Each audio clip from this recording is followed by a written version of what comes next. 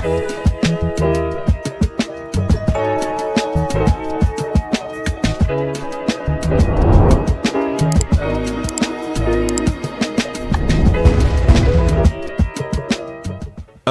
everyone, another episode of On the Wrist from Off the Cuff to have a really cool review for you guys from the brand Minase. A little about them: they were established back in 2005, and they're actually part of the Kiowa Company Limited. And essentially they were founded in 1963, and Minase was born out of Kiowa's expertise in drill manufacturing and metal cutting, which they leveraged to produce cases and components for some of Japan's most prestigious brands. Today, Minase have grown into a low-volume, high-quality boutique manufacturer, producing at less than 500 handmade pieces a year. In terms of the type of watch, I'd consider this an everyday watch. Some key characteristics and design language. You're looking for something you can wear every day. Of course, you're going to want that versatile blend of both sporty and dressy attributes, and I think this has a real play on sporty and dressy. This is their Divido steel with the gray dial, and it was essentially inspired by a Japanese 3D puzzle. The Divido showcases complex angles and facets coming together to create a truly signature aesthetic that really seemed to hover around a floating dial. You can get these for $7,500 USD direct, and that is on bracelet, or you can get it on rubber for $44.50. This piece was lent in very kindly by Minase, and I have to say I'm very impressed. I've seen these kind of in passing. I think my first time seeing them in the metal really up close was at Wind Up in San Francisco a couple of years ago, and it was really quite an experience to hold this thing in the hand. I have to say, extremely impressive. So with all that said, let's go ahead, zoom the camera out, get this piece in hand, and take a closer look. Okay, guys, so there's a lot going on here. It definitely has it's complex. It definitely gives me Michael Bay Transformers vibes in terms of a lot of the angles, but still being quite organic, which I think is really interesting and, of course, very unique, especially within the wristwatch space. Now, of course, you guys can probably tell, or you might already know if you know a little about the brand, that they're really, really high execution. But I think it really takes a little bit of a closer look to understand really the height of that execution, as well as the fact that they are also very high design. I mean, there's a lot of things in here that, of course, are engineered and finished and crafted beautifully, but the design itself, I mean, it's really something to behold, and it's hard to almost understand when you're just looking at kind of a flat piece of media. So I'm hoping that this video will help kind of shine a light on just really the amazing work that this brand is doing. Now, yeah, it's not cheap at $5,700, guys. It's just not. This is not a watch for everyone. I would say this could definitely be a grail watch for people that love independent brands, or it could be a daily watch if you're really into something, if you're just somebody who buys within the luxury space very often.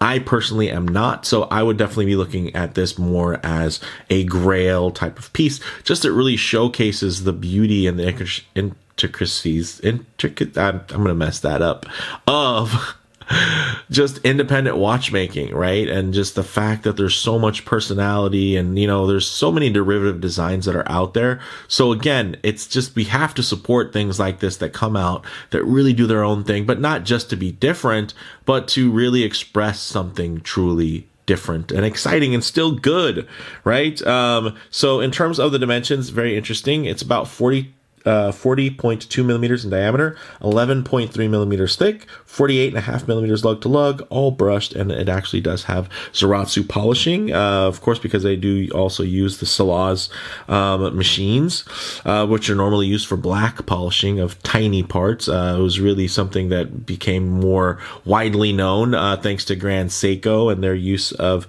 that same tin plate polishing on much larger surfaces.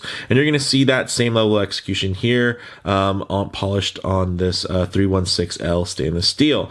The crystal is a beautiful box dome sapphire with an inner AR coating, and you can see even at just whatever angle you're looking at this, there's a lot to appreciate. Look at that. You're probably noticing the curvature on the hand, and both hands there, the minute and the seconds hand. Also the cap on the hand stack, beautiful. Look at the facets on the hour hand. Look at this, you can actually see my finger through here. See that?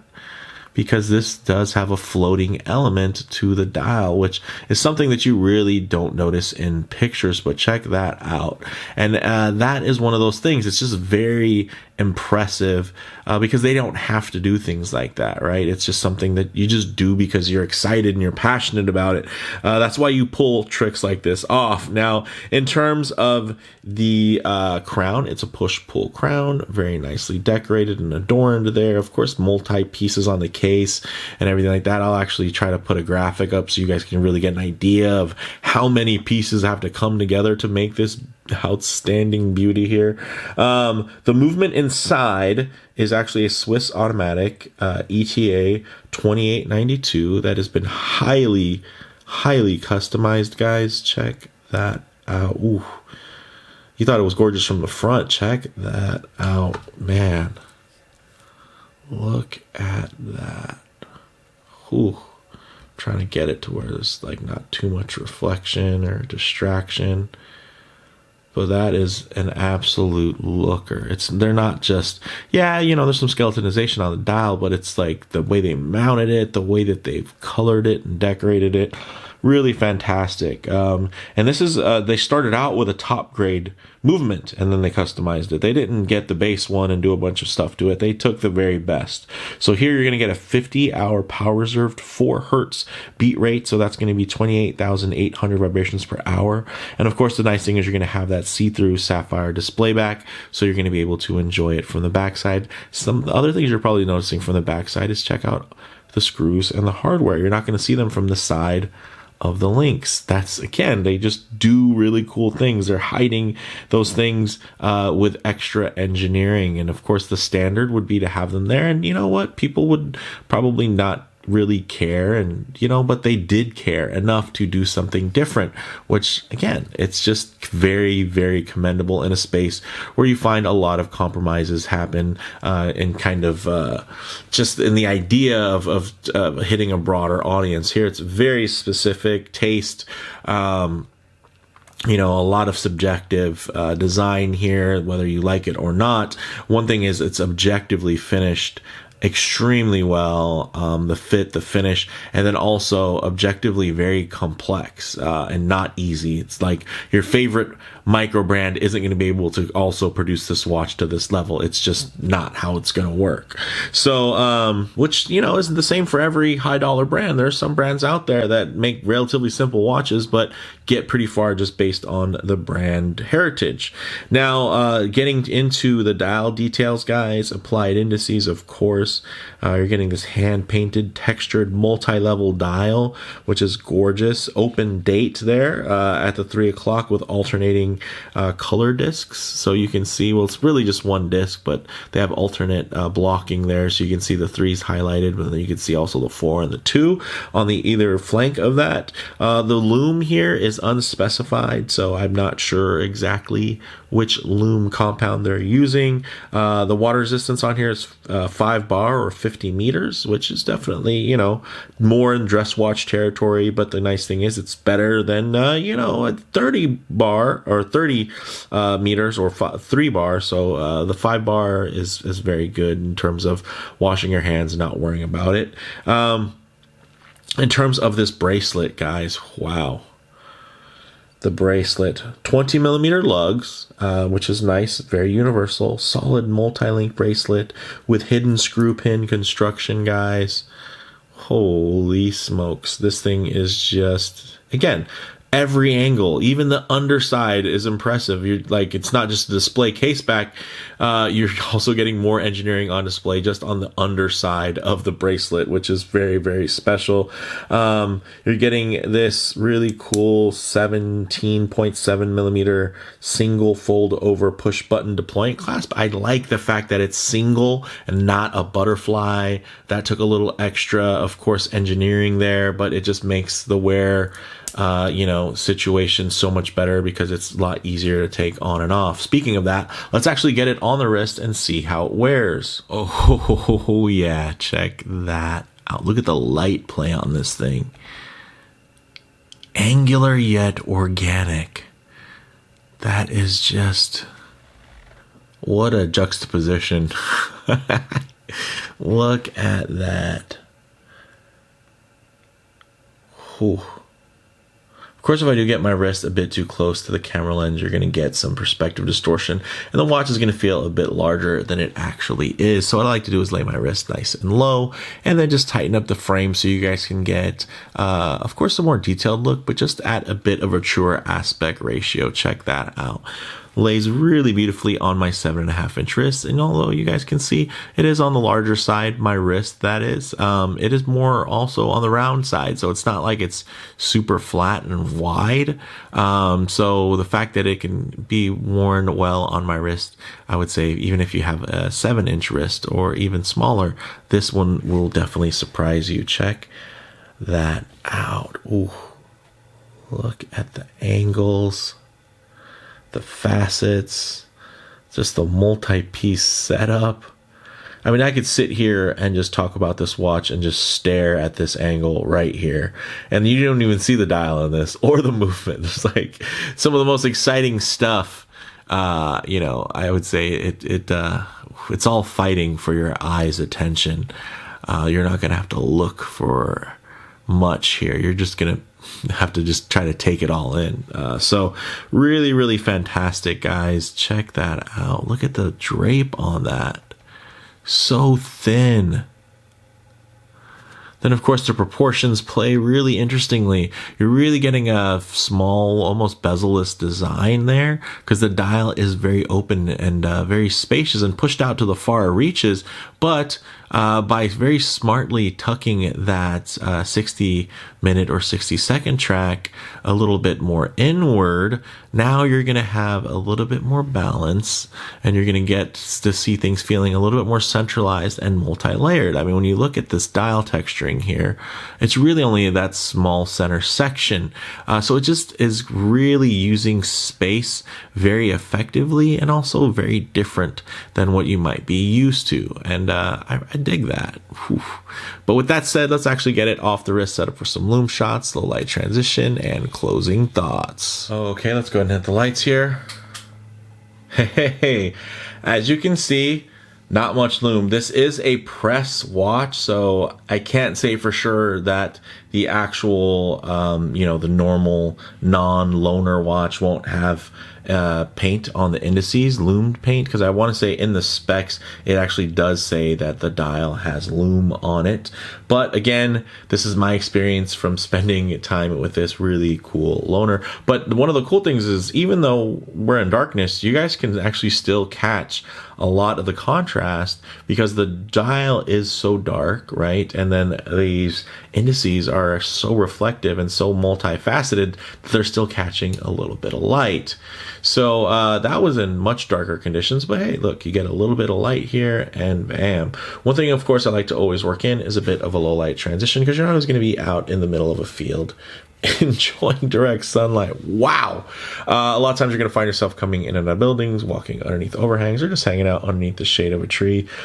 So it is nice to see what these colors, textures, and finishes render like in less than optimal lighting. And oh my guys, this dial texturing, this is hand worked, a total masterpiece. Of course, you're going to get a little bit more of that prism spectrum reflecting thanks to a little off-camera board here, but it helps accentuate the light play on typically pretty boring watches. But with a watch this exciting, wow, it really is just showing you how many different tones and gradients of light you're going to be getting coming off of this piece. Look at it's just, the dial is almost musical as the light just kind of shines over it.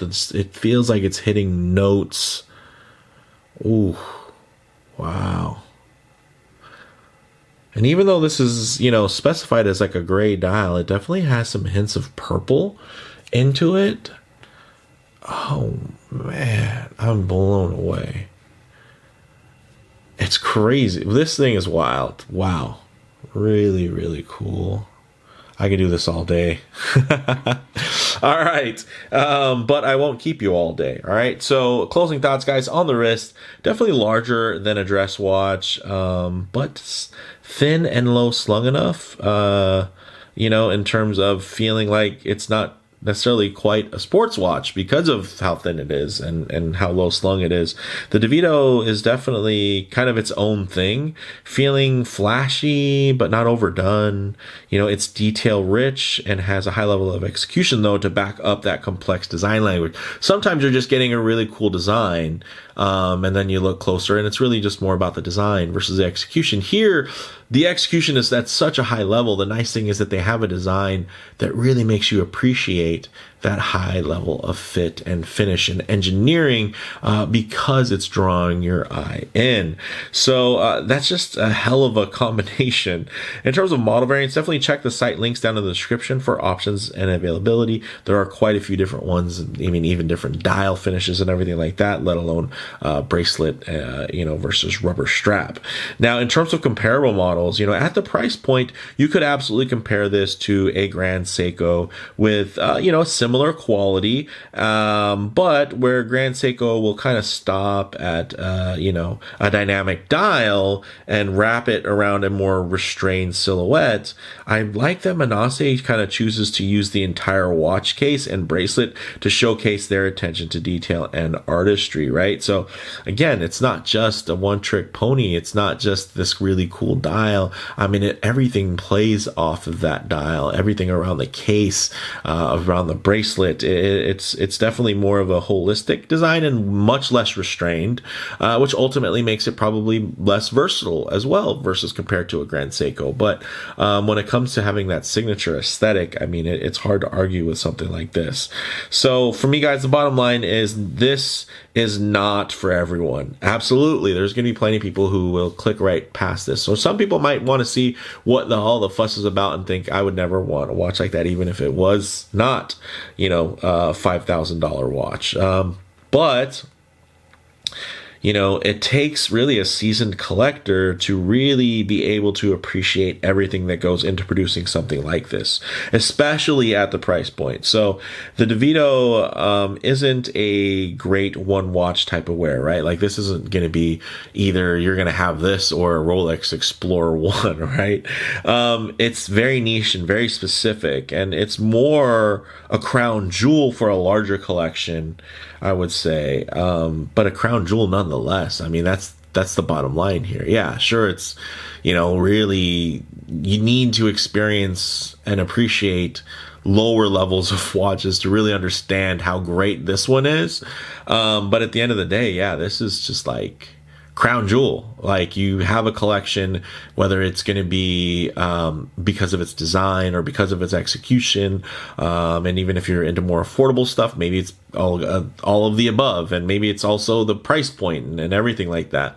But I would say even if you're a pretty well-seasoned luxury collector, this can also be a crown jewel in terms of just being that independent brand, that signature brand, just something that really highlights, somebody's passion for horology and just beautiful finishes and high tolerances. So with that said, let me know what you guys all think down in the comments below. If you like the video, please do a like. And if you have any, please subscribe for more content just like this.